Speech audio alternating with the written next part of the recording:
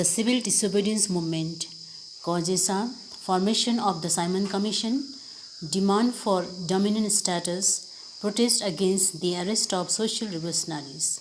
The call for the civil disobedience movement was headed by Gandhiji in 1930 to break some British rules in India.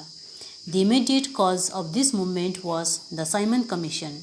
The British government appointed it in November 1927 after the name of its chairman, Sir John Simon, to investigate the need for further constitutional reforms of India. The commission was composed of 7 British members of parliament. It had no Indian member.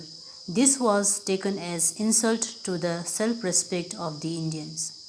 At the Madras session of the Congress in 1927, under the leadership of Dr. Ansari, the National Congress decided to boycott the commission. The Muslim League and the Hindu Mahasabha also decided to support the decisions of the Congress unitedly. On February 3rd, the day the commission reached Bombay, an All India Hartal was organized there.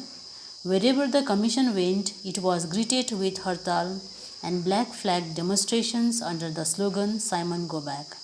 The government used brutal force to break the opposition. Unfortunately, the great leader Lala Lajpat Rai lost his life as he was beaten up mercilessly on October 30, 1928 at Lahore railway station while leading a big demonstration.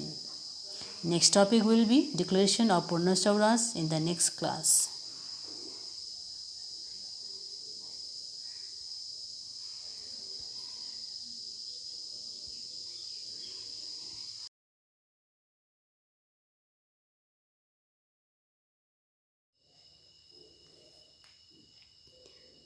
Demand of Purna Swaraj.